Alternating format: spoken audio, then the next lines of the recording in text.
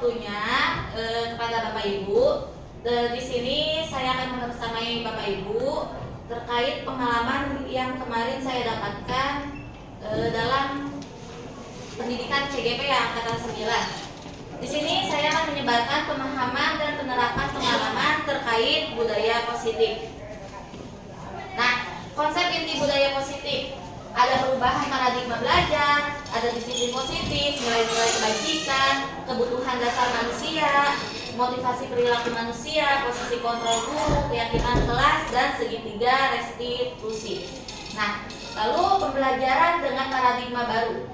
Pembelajaran dengan paradigma baru merupakan pembelajaran yang dirancang berdasarkan prinsip pembelajaran berdiferensiasi, sehingga peserta didik belajar sesuai kebutuhannya berdasarkan tahap perkembangan sesuai teori psikologi modern untuk mewujudkan profil pelajar Pancasila, yang dimana kita tahu profil pelajar Pancasila itu ada apa aja Bapak Ibu?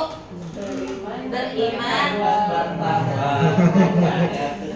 beriman bertakwa kepada Tuhan Yang Maha Esa dan berakhlak mulia ya. Terus bergotong royong, ada berkebinekaan global, mandiri, berkreatif, bernalar, kritis. Nah, ternyata di sini ada miskonsepsi tentang teori kontrol. Ya, miskonsepsi tentang teori kontrol. Selama ini kita tahu bahwa guru selalu mengontrol murid. Terus ilusi bahwa semua penguatan positif, efektif dan bermanfaat. Lalu bahwa kritik dan membuat rasa bersalah itu ternyata mampu menguatkan karakter. Ya, ilusi bahwa orang dewasa berhak memaksa. Ya, ini adalah miskonsepsi tentang teori kontrol. Lalu sekarang kita ubah stimulus respon ke stimulus kontrol. Ada identitas yang tadinya identitas gagal menjadi identitas sukses. Ya, yang tadinya hukuman, konsekuensi, maka kita jadi restitusi. Hukuman misalnya dampak pada murid itu kan marah, merasa bersalah ya, rendah diri, mengasingkan diri ya. Nah, perbedaannya dengan konsekuensi, nah mereka itu akan kehilangan hak, waktu jeda, seorang diri, penahanan.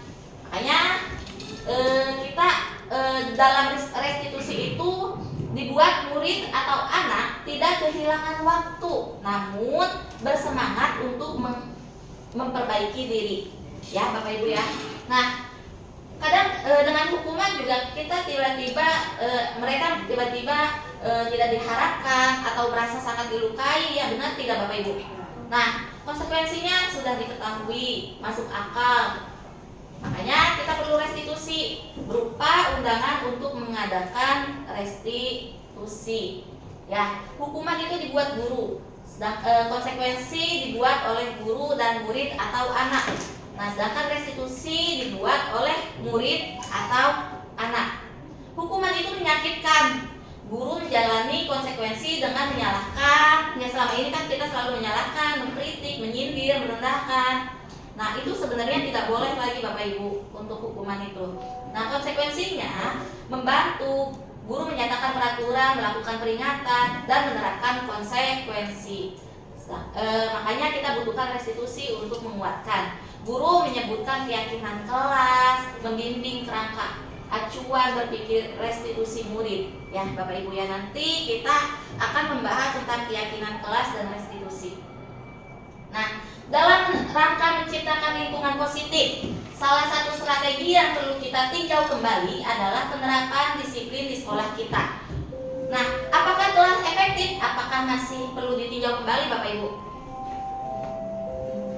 Penerapan disiplin di sekolah kita udah efektif atau perlu ditinjau kembali? Perlu ditinjau kembali. Apa sesungguhnya arti dari disiplin itu sendiri? Disiplin positif. Disiplin berasal dari kata disiplina yang artinya belajar. Nah, disiplin positif merupakan salah satu cara penerapan disiplin yang bertujuan untuk menumbuhkan kesadaran serta memberdayakan peserta didik tanpa imbalan penghargaan atau reward ya, ancaman atau hukuman. Jadi kita ini nggak boleh lagi reward dan punishment ya.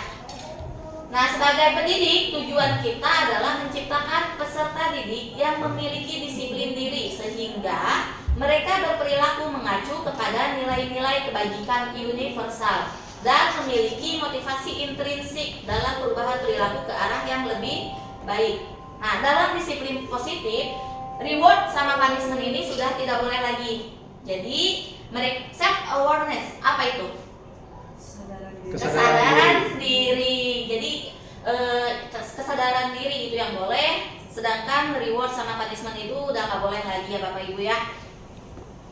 Nah, nilai-nilai kebajikan, nilai yang disepakati bersama lepas dari suku, bangsa, agama, bahasa maupun latar belakangnya. Di sini ada profil pelajar Pancasila, Primary Years Program atau PYP, keterampilan hidup ya.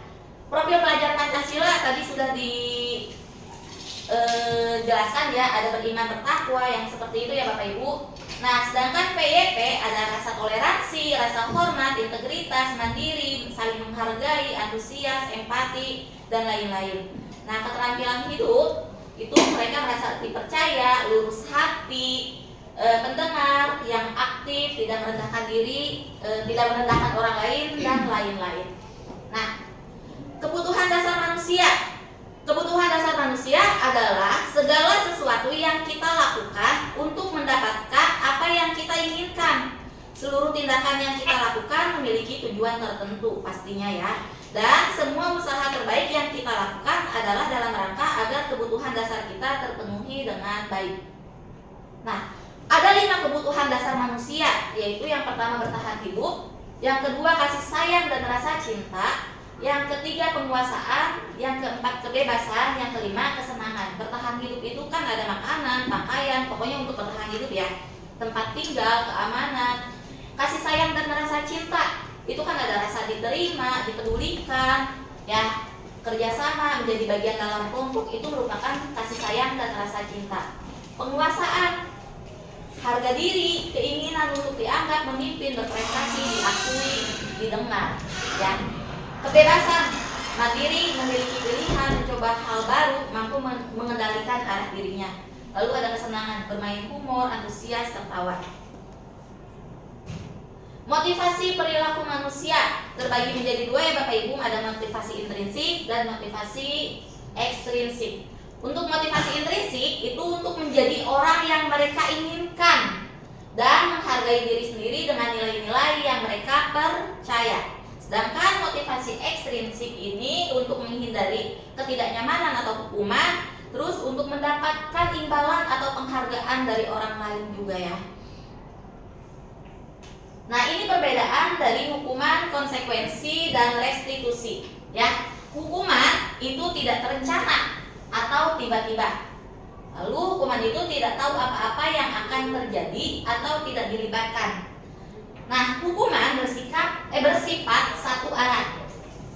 Nah, hukuman ini berupa hukuman fisik atau psikis. Ya. Perbedaannya dengan konsekuensi, konsekuensi itu adalah terencana atau disepakati sesuai peraturan. Lalu murid tetap dibuat tidak nyaman. Nah, sikap guru selalu memonitor murid. Makanya kita beralih ke restitusi, yaitu proses menciptakan kondisi bagi murid untuk memperbaiki kesalahan. Nah, proses kolaboratif yang mengajarkan murid untuk mencari solusi sendiri. Nah, ada 5 posisi kontrol guru yang harus dimiliki seorang guru ya. Ada penghukum, pembuat merasa bersalah, ada teman, pemantau, dan manajer. Di sini ada contoh penerapan 5 posisi kontrol guru. Dengan kasus siswa tidak memakai atribut lengkap saat upacara bendera. Nah, posisi penghukum biasanya kalau misalkan ada yang tidak memakai atribut, hukumannya apa? Suruh hormat pada bendera selama 1 jam. Ini adalah posisi penghukum. Sedangkan posisi merasa bersalah bisa kita mulai dengan percakapan, berapa kali sih ibu bapak harus memberitahu kamu selalu saja mengecewakan ibu atau bapak. Nah, ini adalah posisi kontrol sebagai pembuat merasa bersalah. Lalu sebagai pemantau, Kamu sudah melanggar peraturan sekolah. Kamu tahu konsekuensinya. Setelah upacara, kamu beli atributnya ke koperasi dan jangan diulangi lagi. Nah, ini adalah memantau murid ya. Ini adalah posisi pemantau. Lalu posisi teman. Ayo dong, ikuti aturan sekolah. Tolong bantu ibu atau bapak ya. Sekali ini saja. Ya sudah, tidak apa-apa. Lain kali jangan sampai berbuat seperti ini lagi ya. Itu adalah posisi sebagai teman. Lalu ini yang harus kita miliki, yaitu posisi sebagai manajer. Apakah kamu tahu kesalahanmu?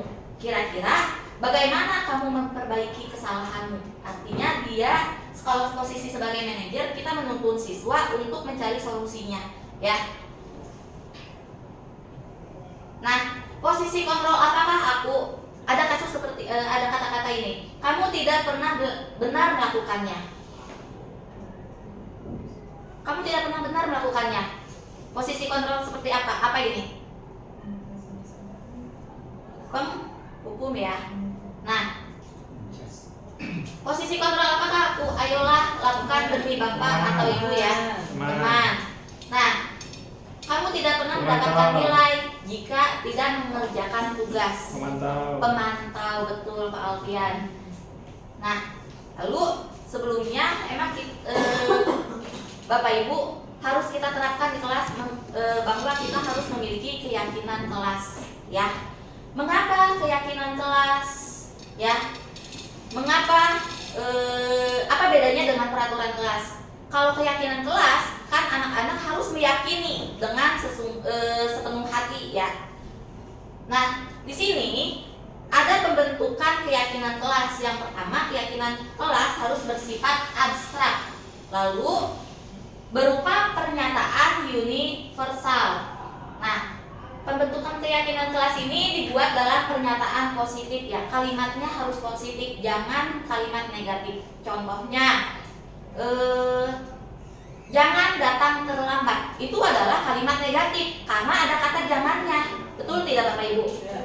Maka dari itu kalau dalam keyakinan kelas ini harus dalam kalimat yang positif. Apa itu kalimat positif? Kalau yang tadi kasusnya waktu. Nah, berarti datang tepat waktu. Itu adalah contoh keyakinan kelas ya. Sedikit saja Bapak Ibu agar mudah diingat oleh siswa ya. Sesuai dengan kondisi kelas dan sekolah sehingga mudah diterapkan. Lalu semua warga sekolah atau warga kelas dilibatkan saat membuat keyakinan kelas. Nah, ini adalah contoh keyakinan kelas. Ya, setiap anggota kelas perlu belajar, terus selalu bersikap positif. Itu adalah keyakinan kelas ya Bapak Ibu. Percaya dan menghormati orang lain serta barang miliknya. Ya. Nah, kami meyakini bahwa sangat penting untuk menghormati semua orang dan barang milik orang lain. Itu kan adalah nilai kebajikannya adalah hormat kan, saling menghormati. Nah, itu adalah keyakinan kelas. Jadi ada nilai kebajikan universalnya juga. Nah, segitiga restitusi adalah suatu proses dialog yang dijalankan oleh guru agar dapat menghasilkan murid yang mandiri dan bertanggung jawab. Ya, ada 3 tahapan dalam segitiga restitusi. Yang pertama menstabilkan identitas, yang kedua validasi tindakan yang salah, yang ketiga adalah menanyakan keyakinan.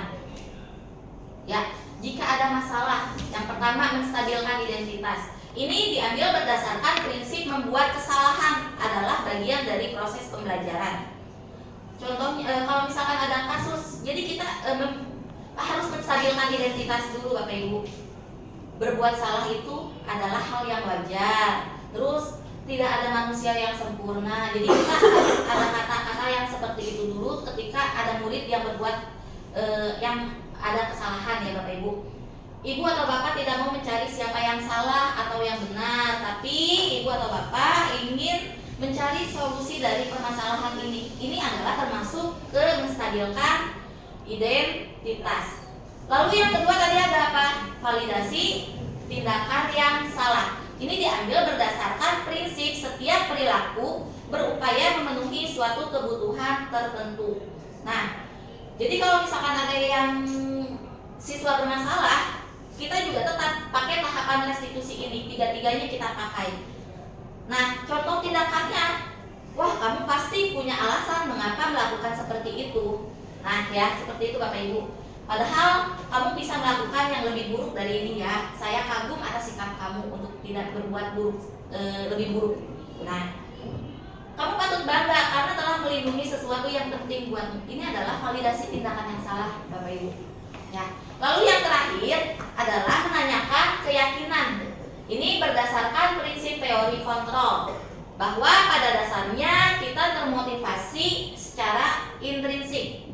Nah, kata-katanya untuk membuat rancangan restitusi ini, ya, yang pertama, kamu ingat kan keyakinan kelas yang pernah kita buat sebelumnya? Jadi menanyakan keyakinan kelas dulu, Bapak Ibu, dibimbing menanyakan keyakinan kelas, ya seperti itu. Nilai-nilai apa yang telah disepakati? Kamu telah melanggar nilai apa gitu. Ini adalah menanyakan keyakinan. Nah, Bapak Ibu, ini adalah ada contoh untuk penerapan segitiga restitusi ya. Silakan disimak. Assalamualaikum Ibu. Waalaikumsalam. Ibu ada apa? Ibu, itu di kelas ada keributan Ibu. Oh ya, keributan apa? Iya, Cece sama Awal nggak bikin kertas keributan, semuanya malah jadi itu. Oh, ya udah panggil aja nanti ke sini. Tolong ya. Oke, siap Bu.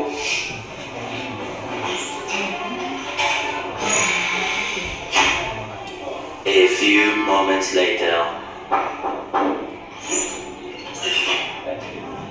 Ini kasusnya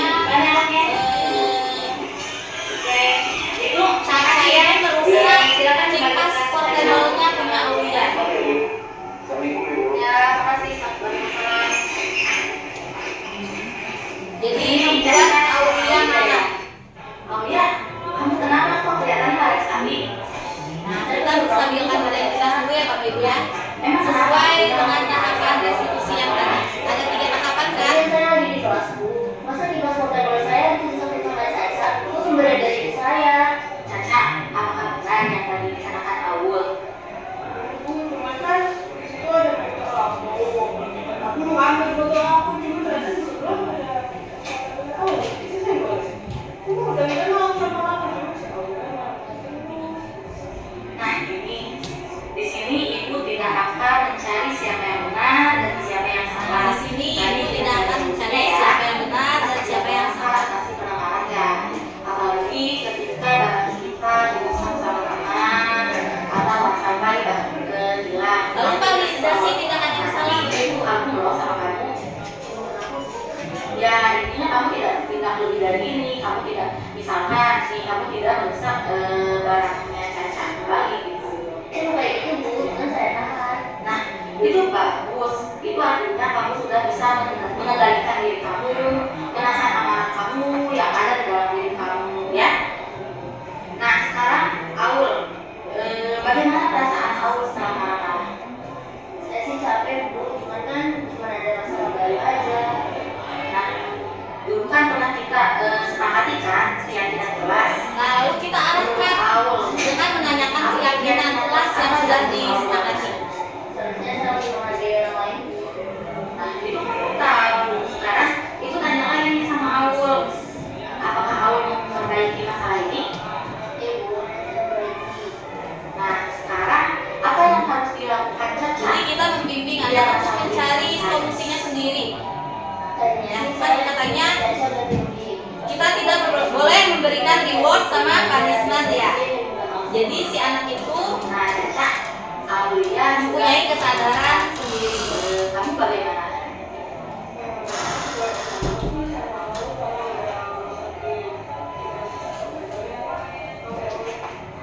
Nah gitu, ayo balikan sekarang. Nah sekarang kan masalahnya udah selesai nih. Silakan kalian kembali lagi ke kelas ya. Salam.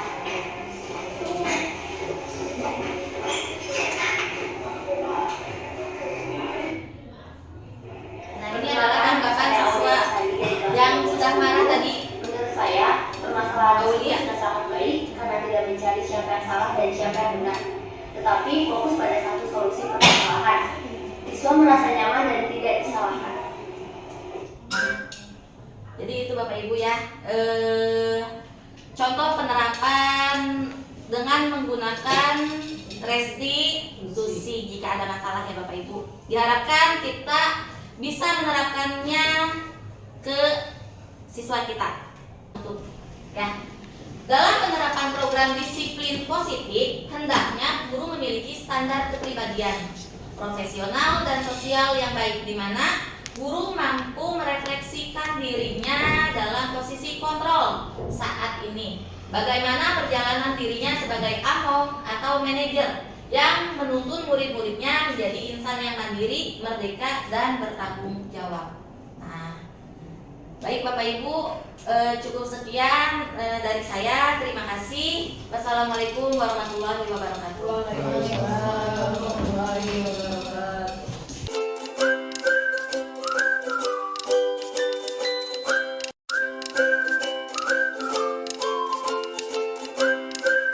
Warahmatullahi wabarakatuh. Waalaikumsalam warahmatullahi wabarakatuh. Hari ini kita akan membuat keyakinan kelas ya. Nah, keyakinan kelas ini adalah hampir mirip sama peraturan kelas. Oke?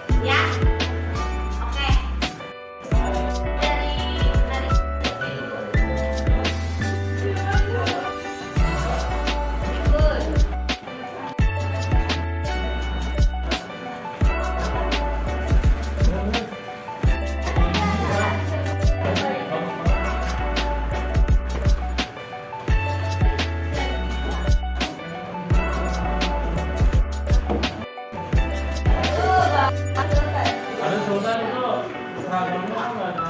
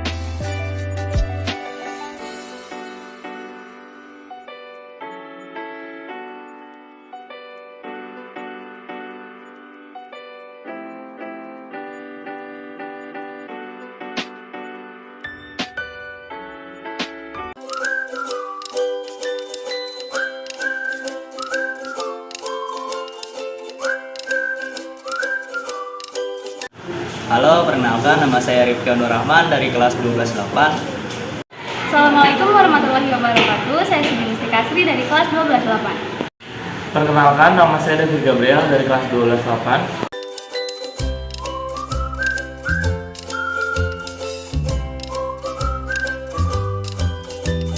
Perasaannya senang sekali. Perasaannya sangat senang sekali. Perasaan saya senang dan cukup seru sekali tadi.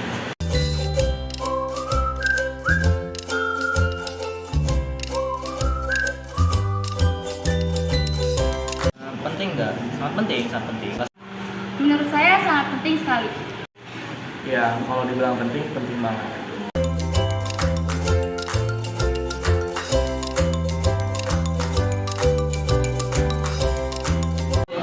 Alasannya karena dapat menumbuhkan rasa tanggung jawab. Karena dapat membuat kita lebih disiplin dan lebih menghargai orang lain. Manfaatnya, menurut saya sendiri itu bisa membuat kita menjadi lebih baik lagi dari sebelumnya.